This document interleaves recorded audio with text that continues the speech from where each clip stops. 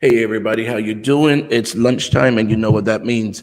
It is lunchtime talk with Steve. Today we actually have an author for you. We have Barbara Freeman, and she wrote a book called Mirror Mirror. We're going to talk to her about that book because I think it's actually it's something that's really needed in today's environment, and it's been needed all along, but more so what we're seeing today. So let's go ahead and get started. Go ahead and share it out with your friends, with your favorite groups, with all these different things, and then we'll get Barbara in just a moment.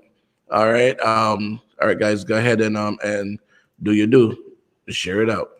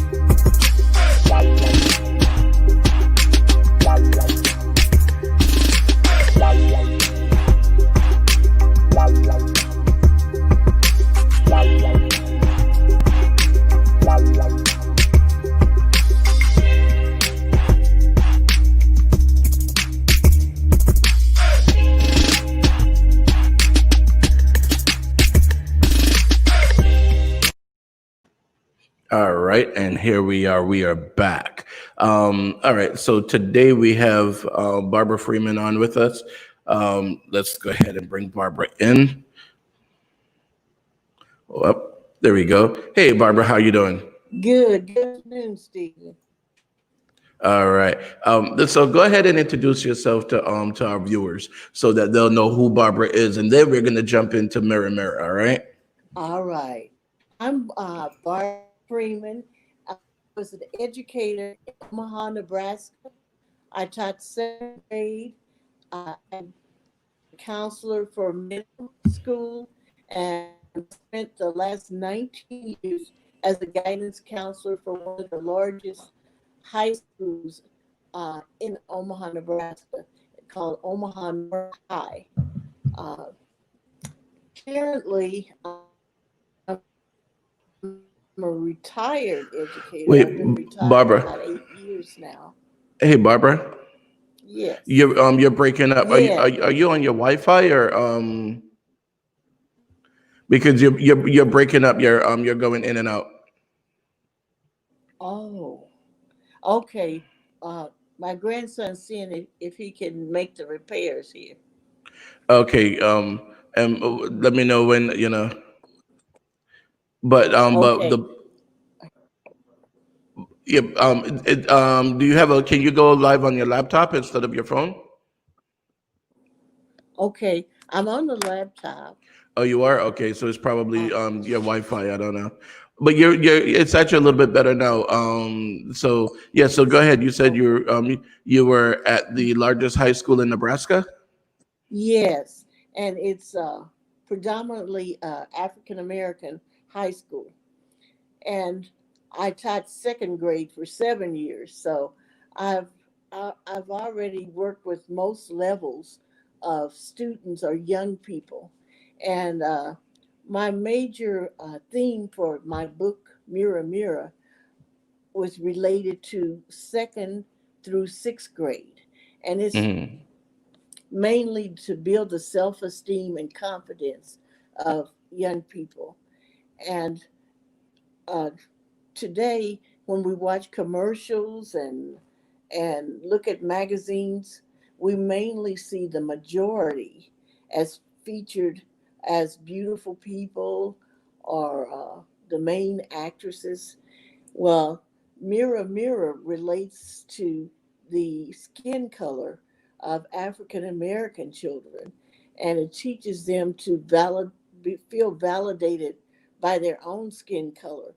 And dark skin is just as beautiful as chocolate, as cocoa color or amber color. And Tina Thomas, the main character in my book, she is a dark skinned young lady, and Hmm. when the mirror actually comes to her, it shakes and shimmies and it raps and asks her who is the most beautiful young lady that she can recall. But the mirror tells her to look deep into her heart. Well, she thinks about commercialism and what Hmm. she sees on TV and the images that she sees and then she projects as beautiful. So she thought, well, it must be that new blonde actress. She's young, she's beautiful, she has blue eyes and long blonde hair that bounces as she walks or as she speaks. But the mirror tells her, no, no, you're wrong. He said, look deep into your own heart. He said, when you know something about your own history, then I'll come back to you and ask you the question again. Well, luckily, she meets up with her neighbor, and her neighbors are as a retired couple, a retired Black history teacher, Mrs. Payton, and her husband, who's retired from the Navy, and they often sit on their porch and watch the kids as they play. Well, Hmm. Tina actually rode her bicycle for the first time without the training wheels, Hmm. and she went to wave and say hello to Mr. and Mrs. Payton, and she tumbles over on her bike right into the rose bushes. Hmm. And the Paytons come running to help her up. And as they're helping her and talking to her, they tell her that she's one of the kindest kids that they've observed in the neighborhood. And Hmm. Tina has really never heard anything about herself. And she asked, well, why do you think I'm so kind? And they say, well, you always speak, you respect adults, and we watch you with other children, and you're always so kind and so fair. Well, then Tina really begins to feel warm inside. She Hmm. feels that somebody recognizes that she's a good person.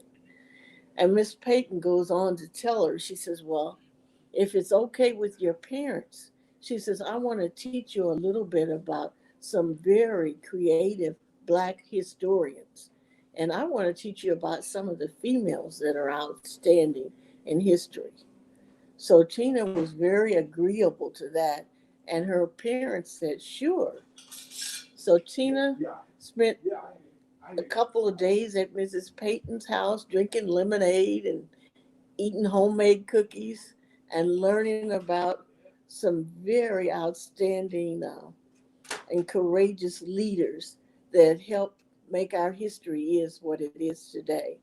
Well, Tina was very concerned about her skin color and her short cropped hair when she looked in Hmm. the mirror. And she learned about Madam C.J. Walker, who had so many hair products. and that Madam C.J. Walker, she lived in a mansion. And she saw some of the pictures of where Madam C.J. Walker lived. And she learned that Madam C.J. Walker went from door to door selling her Mm-hmm. products. And by the end of the 1800s, Madam C.J. Walker was a millionaire, which Mm-hmm. was a fascinating thing to Tina to think that an African American woman could could come to aspire to her goals and her dreams. And Tina started looking at her skin in a little different way. She learned about Harriet Tubman and how brave Harriet Tubman was, and how she would free slaves, take them to Boston and other places where the slaves were free. Well, let me Tina, ask you a question. Have sure. you have you ever thought about getting these books in the schools? Yes. Well, the school where I'm at in Omaha, Nebraska, it's already approved for the Omaha public school system. It's on the list so the librarians can choose this book. And there's very few multicultural books available. So I know that in some schools here and also in Little Rock, Tennessee, and some in Houston, Texas, public schools are using the book. But, I'm marketing and I'm trying to get it out to more schools. And Mm-hmm. it has to be approved by, it has to go through an approval system. Each school has a different process. Right. And when it's approved, then it goes on the list, and the librarians in each school can select to use the book. And students who reviewed the book identify with the book and with Tina and with the outcome of the story. So So how can my viewers out there, how can they get this book in their schools? How can they, they can go they ahead. can oh, go ahead. I'm sorry. No, go ahead, go ahead. Yeah, you're gonna answer. How can they get it in the schools? They can request it. They can request it to the libraries, and it's available on Amazon. And Mm-hmm. sometimes when people order three or more books, they can call Laredo Publishing Company, and Mm-hmm. the editor will give them a discount to get the books into the schools and the stores.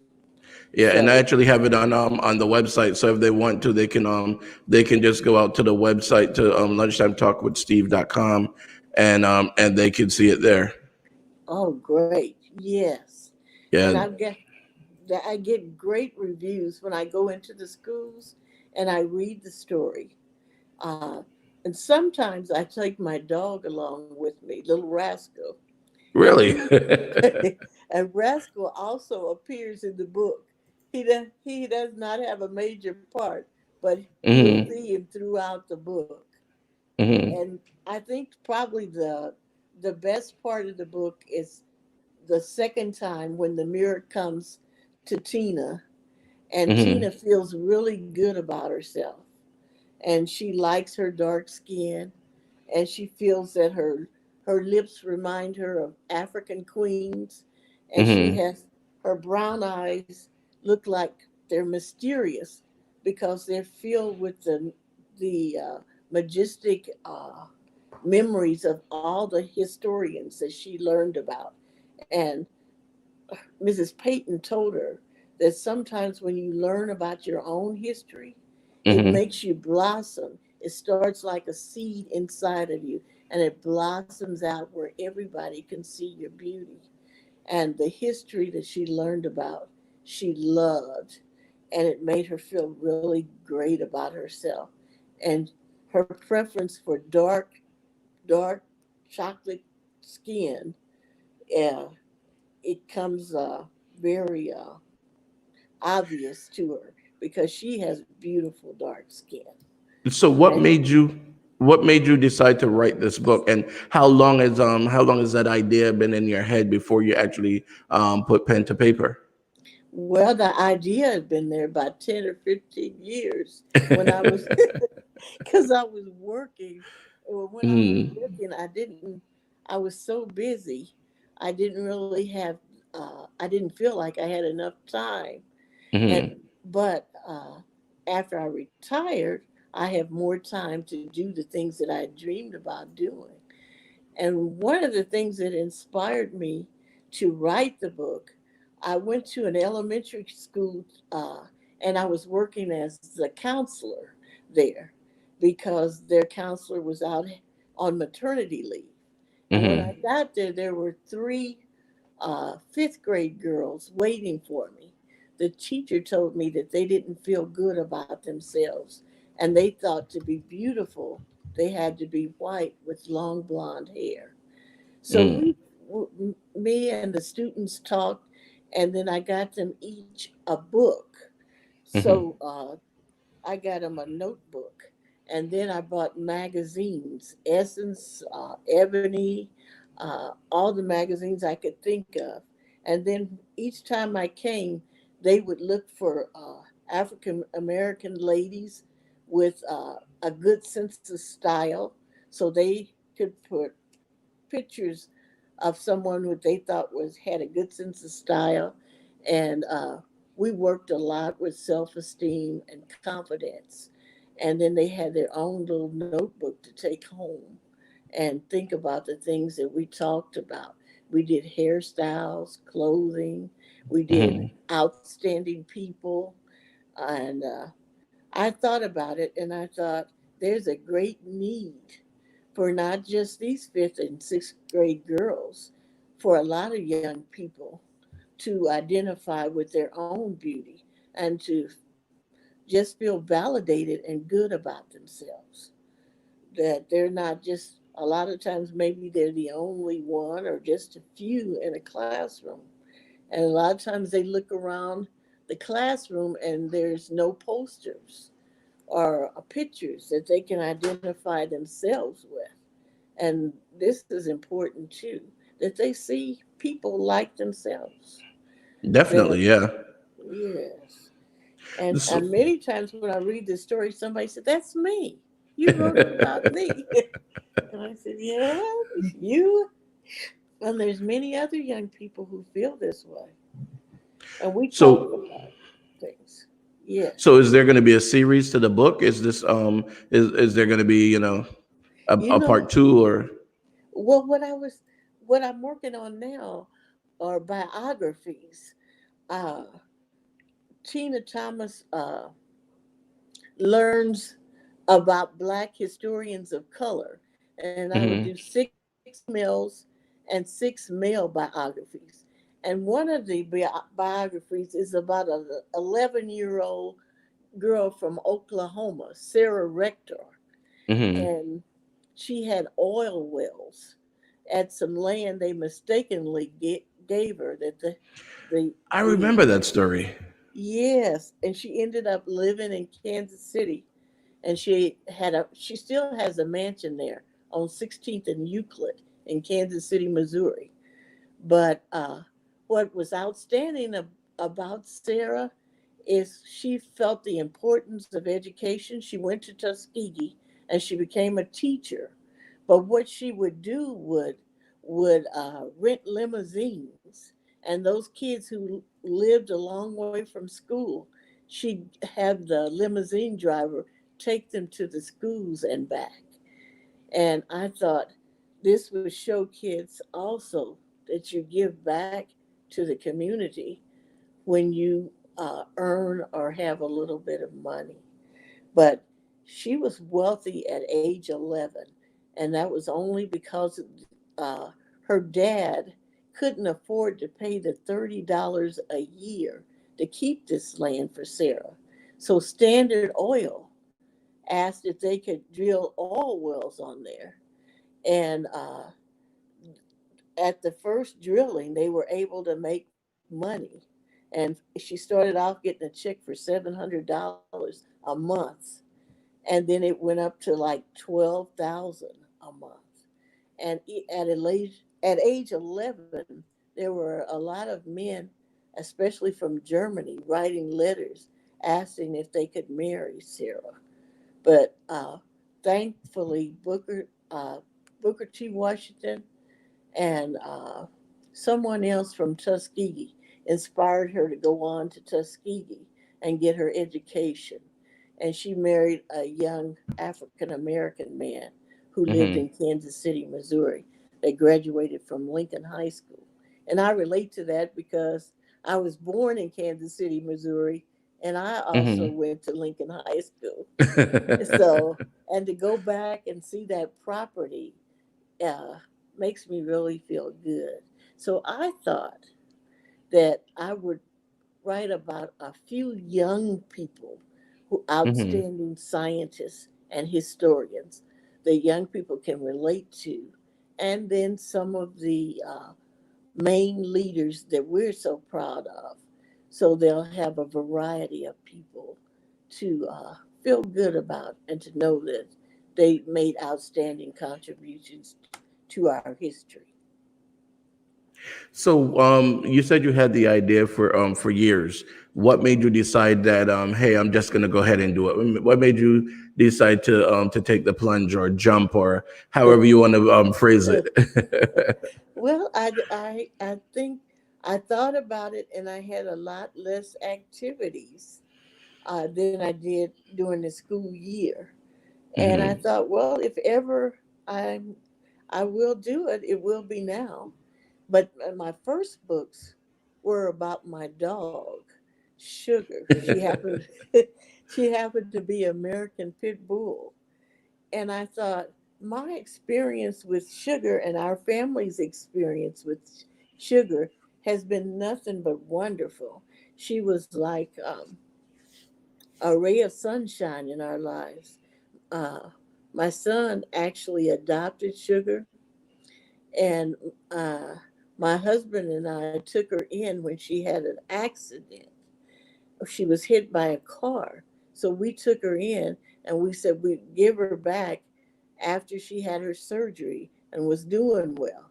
So we Hmm. took her in, and she was such a blessing to our household till we couldn't give her back. We said, well, we'll buy you guys another dog, but we're keeping Sugar. So we kept her until she was 13 years old. But Mm. many people came to our house and they would play with her. She'd bring a toy and she'd offer her paw for a shake shake, and she'd walk people to the door. And sometimes people would say, whatever kind of dog she is, I want a dog just like Sugar.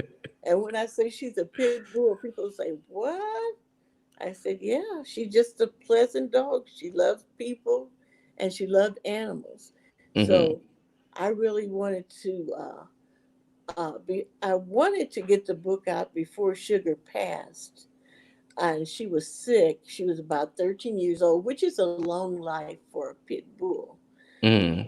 But I I got the story out. Her first one was Sugar, a princess pit bull, finds her family.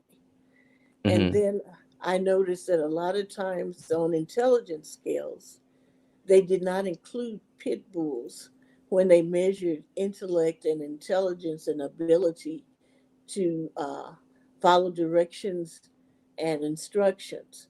But I noticed in Washington, D.C., a lot of times they had pit bulls and huskies as police officer dogs. So I know Really? that they train well. Yes. So I decided to do some research. And the next book was called Super Smart Sugar. And it talked about the intelligence of dogs. And it even had some intelligence scales inside. Of course, Sugar had her own intelligence scale where you could measure to see if your dog or cat was equally as smart as Sugar. So those were my first two books, Sugar and Super Smart Sugar. And Hmm. then I decided, well, I've been thinking for years about the skin color. And so I decided, well, it's time for Tina Thomas, which is my niece, Hmm. the main character, to come out. And she was dark skinned. And she looked, in fact, Tina looked an awful lot like my character on Mirror Mirror. She had the two Hmm. little puffball ponytails. And and a lot of times when I take her and my niece Gina, and Gina is a month older than Tina, when I take them around when they were little, they say, "Oh, that one's pretty." They would be speaking of Gina because she has light skin and Tina had dark skin. And I would say, Hmm. "No, they're both pretty," Hmm. because I want them both to feel good about themselves. So, anyways, I think that was in my thoughts too as I wrote the book, because at the end of the book, it talks about when the beautiful fall leaves fall, you Hmm. notice all different colors and all of them are beautiful. But for every leaf that falls, there's always a beautiful touch of brown in each leaf. So, yes, I kind of doted on the skin color a lot. No, that's great because I mean, like you said, we really have to start to show our kids that every shade of black is beautiful, and we can't just wait until um society deems it as beautiful before we can start to celebrate. Because I mean, like, a couple years ago, what was the model, I can't remember her name now, but only when they gave her a L'Oreal or CoverGirl contract and everything, then we started to say, oh gosh, she's beautiful. but Yeah, really but really before that, we weren't saying that, and we can't just wait for that validation from society or from other groups before we can start to celebrate ourselves and celebrate who we are. Because I mean, every single person is beautiful. There's a beauty in everyone. that's right. So we really have to start to celebrate those things, and we can't wait for the validation from others before we celebrate it. That's very true. And that's another thing. When I go into the classrooms, I play a game with them called the positive chair. And Hmm. if they got a chance to sit in the chair, the students could only say positive things about them. It could be Mm. about what they see on the outside, or if they know the student and they know the student is good at spelling, they could give them 1 minute to raise their hands and only say positive things. And That's then good. I like that idea. when the young person gets out of the seat, I say, "How did it feel to sit in a positive chair?" And they say, "Wonderful, Mm. magnificent. I didn't know there were so many good things about me," or things That's like a that. really good idea. I like that idea. Oh, thank you. Yes. And sometimes I give them brainstorming. They'll have a minute to try to think as many things as they can that they like about themselves. And I tell them that a lot of times, if you can think of a lot of things you like about yourself, at least three things, that means you Hmm. really feel good about yourself.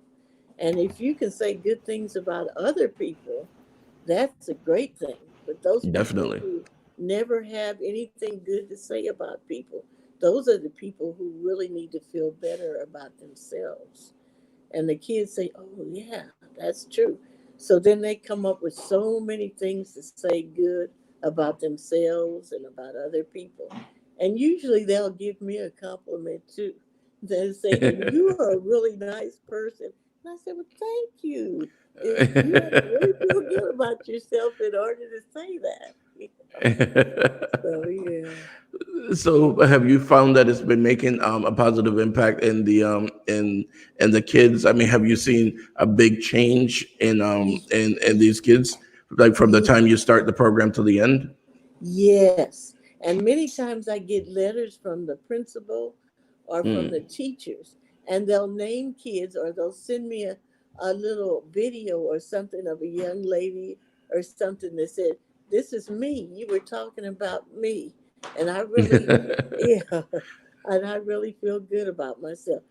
Finally, Mm. somebody wrote a book about me, or the young people on the book cover look a lot like me.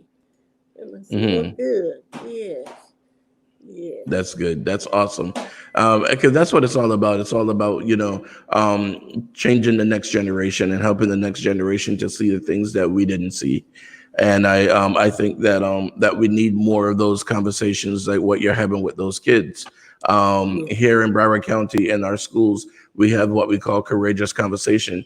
And we're doing a lot of different things where we actually, kids are talking to kids, adults are talking to kids, but the biggest thing is listening to them. And I think that that's one of the things, because when a person sits in that chair and they listen and they hear the positive things about themselves, it's like, wow, you Yeah. know, because I That, mean, to some of these kids, that's the only time they hear positive things. that's right. I That's mean, right. you bring home a B and it's like you couldn't get an A. What? Yeah, that's true. And whereas you should say, "Wow, I'm proud of you. You got a B. That's awesome." And you don't, because what as parents, what we tend to do is we tend to rain on the kids' parade, and we don't realize how it brings that child down and make that child feel like, well, I mean, I tried my best and that wasn't good enough, so to hell with it. I'm not going to try again. Yeah. And a lot of kids actually do that. They just say no. They just give up. But those positive affirmation and the the things that they hear actually help to boost them up, and that's, I like that program. I like what you're saying.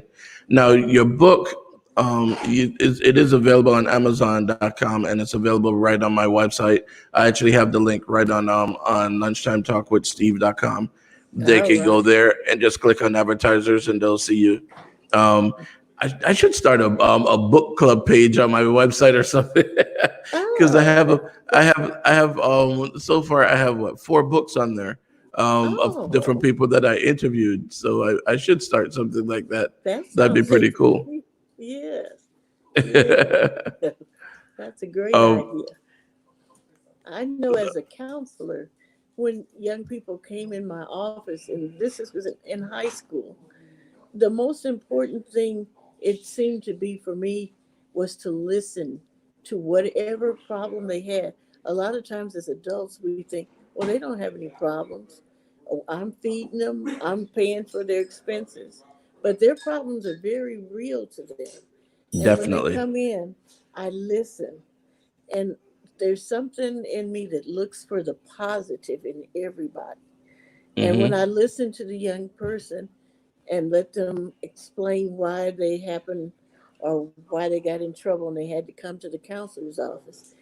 After I listen to them, I tell them, well, you have some pretty strong positive attitudes, and you know how to listen to people, and you know how to figure out what's wrong.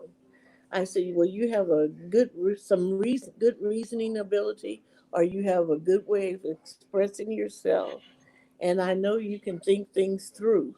And then sometimes I ask them, well, what do you think needs to happen? And I let them come up with some ideas of what needs to happen. And I said, okay, now use some of your positive reasoning. And how would you relate this back to the teacher? Hmm. And I've had a lot of success, and I have a lot of young people, even after I've retired, who still are friends, or their wives and kids, or they still need me. So they're friends with our family. And holidays includes ex students and my husband's ex students, and Your it's husband really was a great. teacher as well. He was an elementary principal. Okay. And in fact, he was the principal at one school where I was the second grade teacher. So Hmm. yeah, and he's got personality plus. He's real good with young people. So So he was the boss at work, but you were the boss at home. that's right. You got it. I know Yeah. how that goes. Yeah. Okay. All right. Yes. Yes. So right now, what do you guys what do you have planned for the next book? I mean, when Oh, is that coming out? When are we going to see that one? okay. I hope that with this pandemic that I have more time to work on this one. Plus, Hmm. I'm thinking of another one for a young man about second grade who has poor self esteem, and I'm Mm. thinking a male needs some uplifting and to feel good about himself. And I'm actually going to use my husband as the mentor because he was such a good principal. So in the book, he's going to like mentor the young man. At lunchtime, he used to take kids in and have lunch with them. He'd play ball before and after school and walk them home and things like that. So he's going to be the male mentor in the book. And I'm kind of thinking of some of the things I'm going to use for the young man to kind of uplift his self-esteem. Hmm. Yeah. When people hear Omaha, Nebraska, I mean, I mean, maybe it's just me, but I think of cornfields, and I don't really, That's you what know, most people say the same thing. They say, "Oh, yeah, I didn't know there were many of us in Nebraska." I know. I said, "Yeah." I said, "What do you think of Omaha?" Well, we always saw cornfields. That's all you see on TV. Yeah. Yeah. And then you wouldn't think of some of the issues. I mean, well, I guess you'd have issues everywhere where it comes to social and social acceptance and things of that sort too. Yeah. Um, yeah. So you said that you were at one of the largest high schools. Yes, it's called Omaha North. And in fact, it became a magnet school before I retired with Hmm. science and lots of projects. And the young people had an opportunity if they wanted to come to this high school toward the end, and it was predominantly black, but a Hmm. lot of majority young people chose to come there because of all the programs that we had and all the advanced college classes. So, really, it's still a thriving school. It's an excellent school. And now I think it's still predominantly black, but we have much more majority there now than we did before.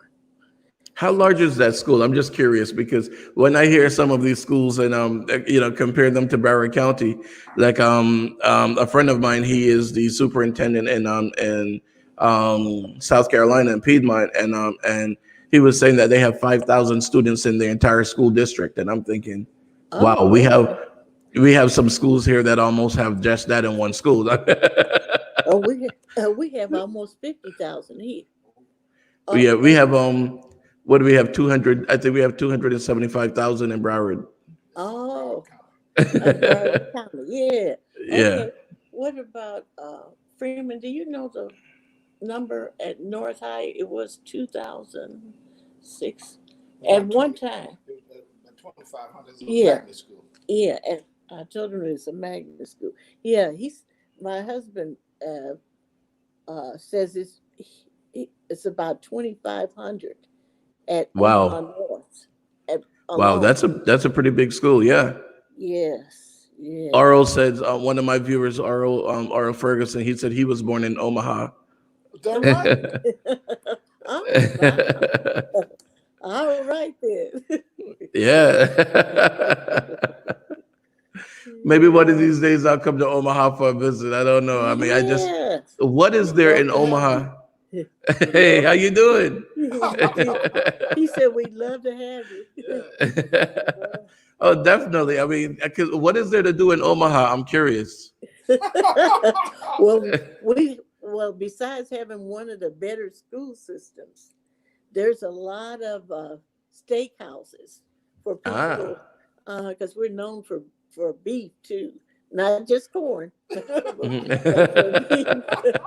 And a lot of good churches and I guess a lot of people come for the races and Number the one zoo in the world. yeah, that's right. Really? The zoo Yeah. is one of the top zoos, and our museums are wonderful too.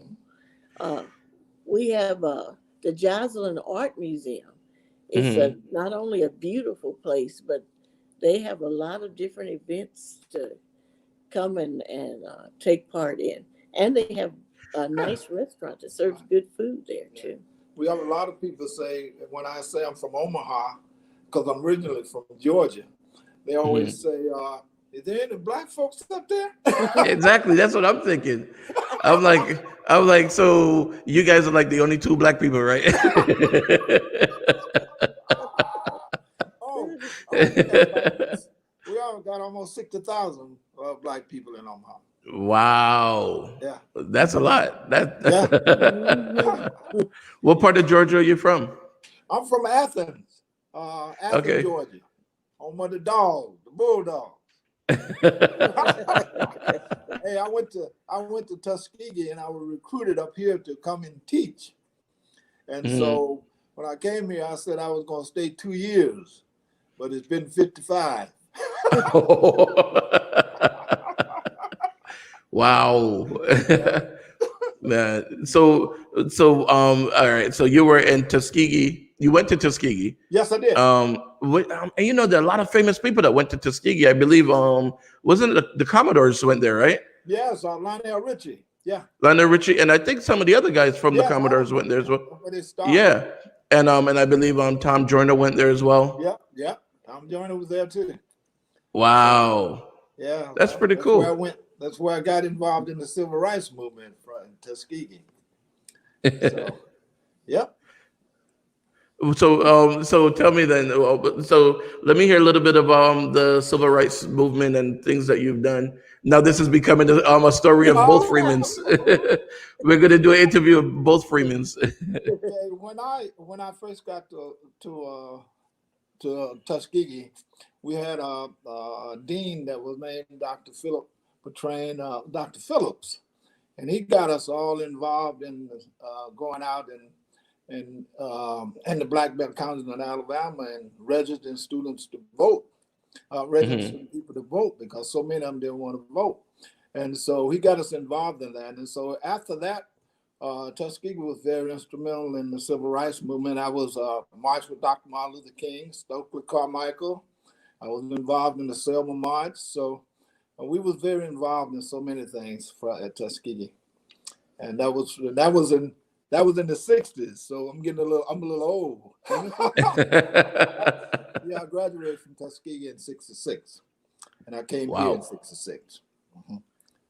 So you guys actually helped to find you founded the black population in Well, Omaha. see, Part of it, in, yeah. in Omaha, see what happened. They had the packing houses at that time, and so Mhm. a lot of people from the South migrated here to work in the stockyards, and so you had a large population of black people that made a lot of money working in the stockyards, and Mhm. that's why so many came here was to work in the stockyards.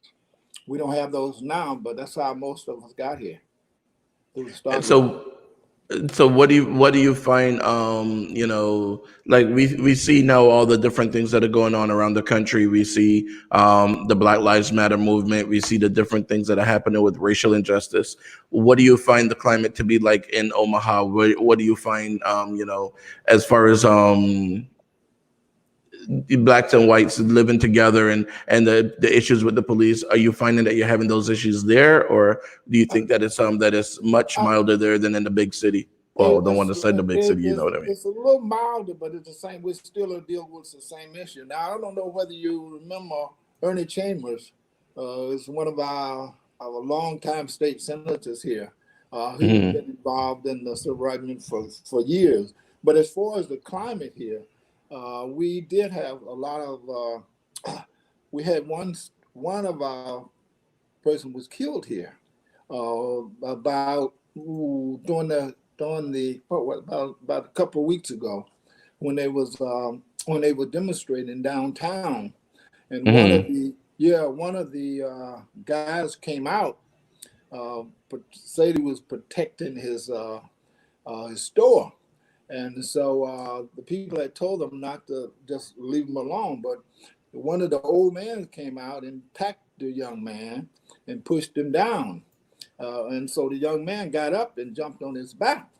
And then the white son got out and shot the young man and killed him.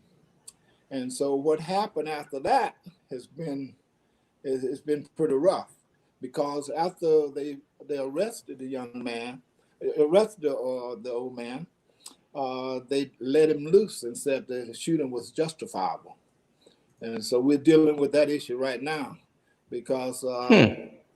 the community got very upset about that. And so we're dealing with that issue right now because they let him off. However, now they're going to the grand jury because so many people was outraged that he got off when he started the thing anyway. And then after that, the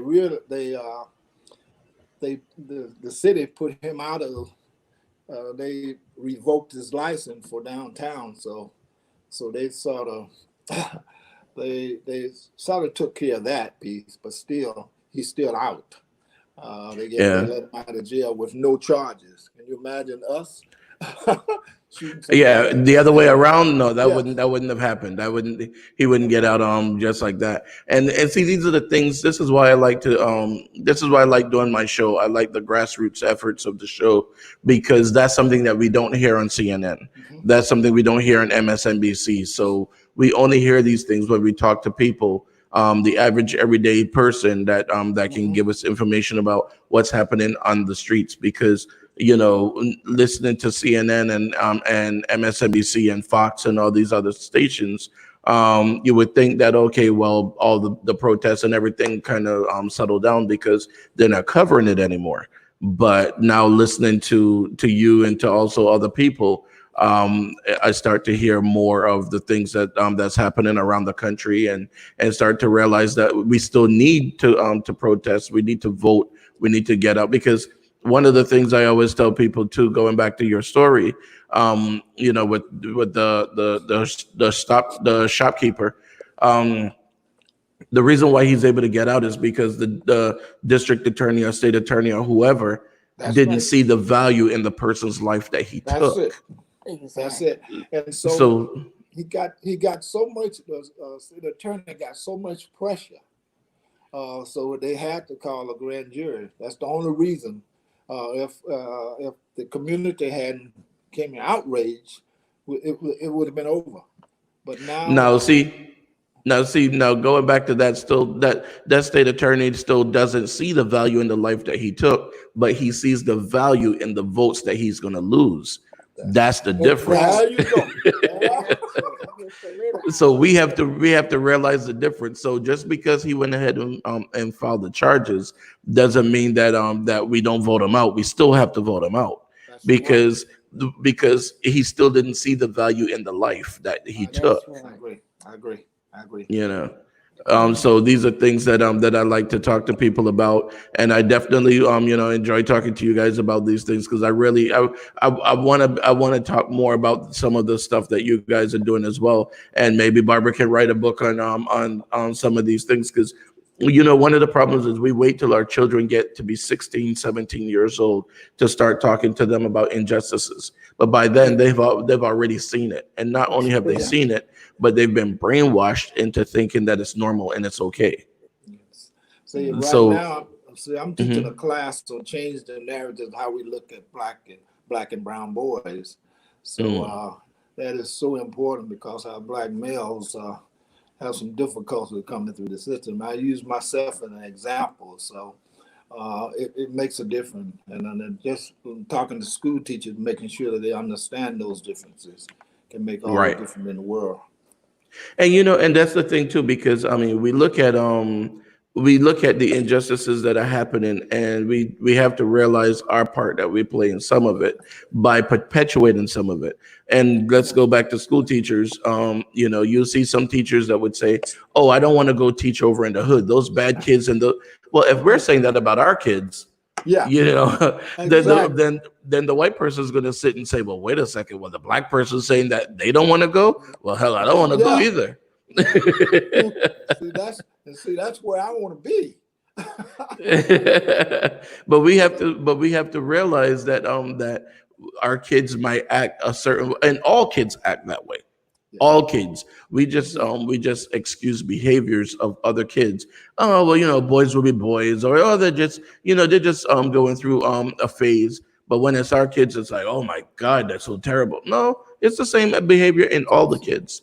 that's right. But we really have to start to realize that the system is more harsh on our kids than on others.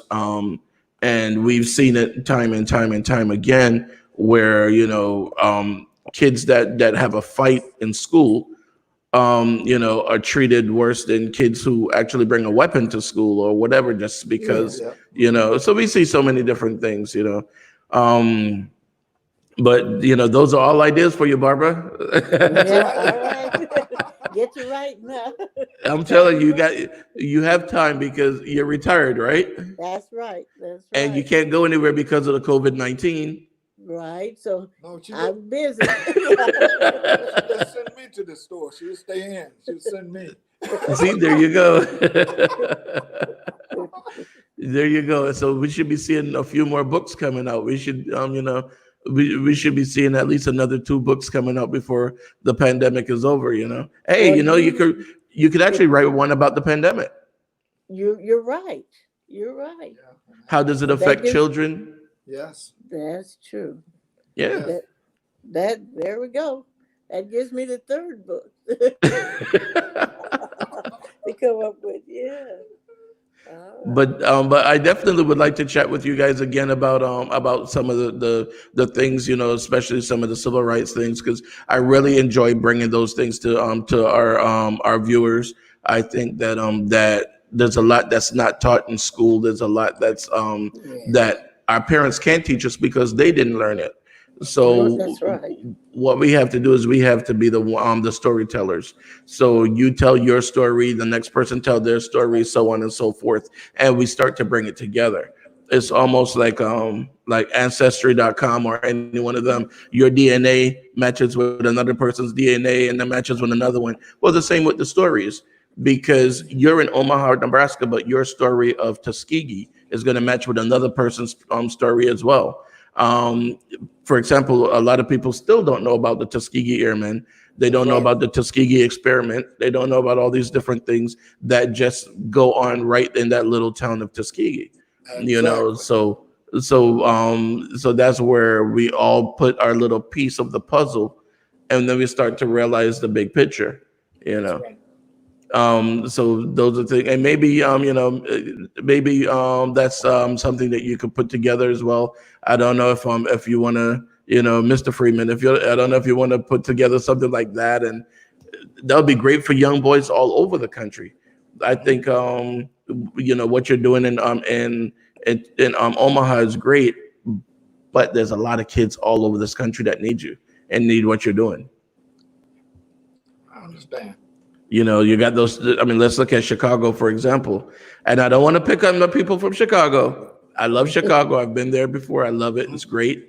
By the way, the museums in Chicago are free too, just like in Washington. Yeah. Yeah. Part. Mm. But what's going on? What the crime level in South Chicago?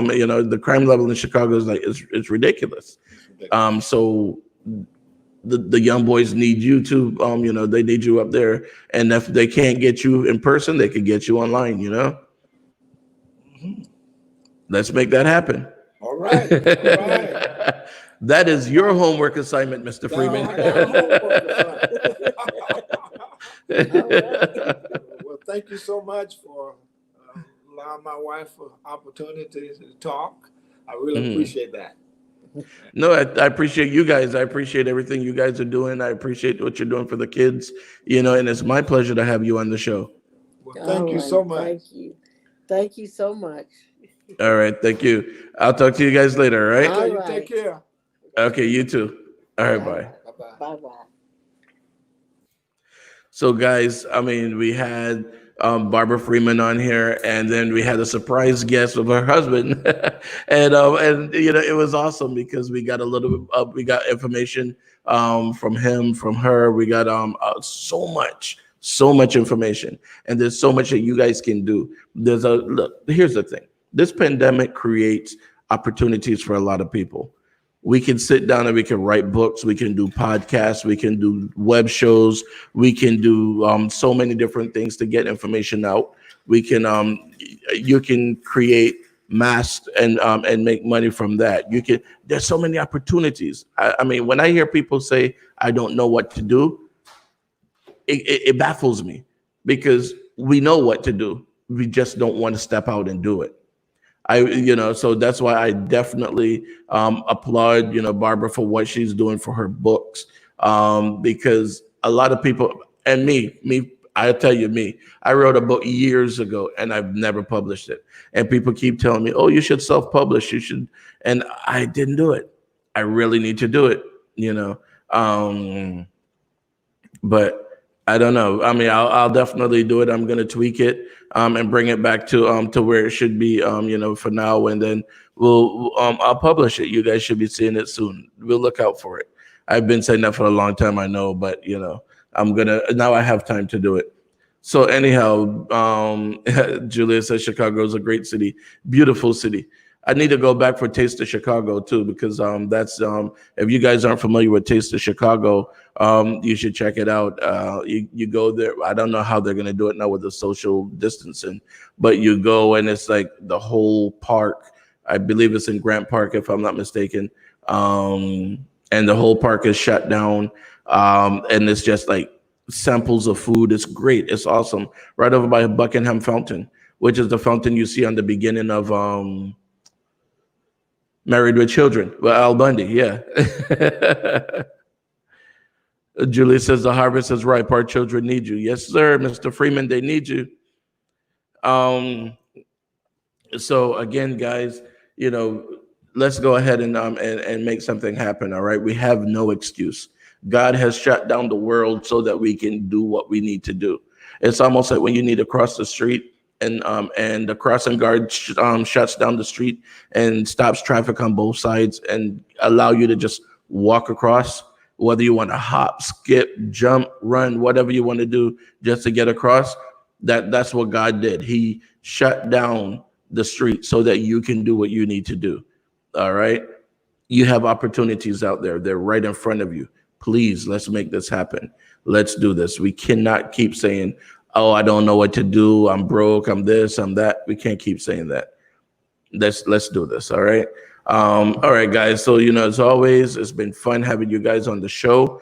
Check out my website, lunchtimetalkwithsteve.com, and you can buy Barbara's book from there. It's right on the link. It's just click on it and boom, there you go. It'll ship to you in just a few days from Amazon.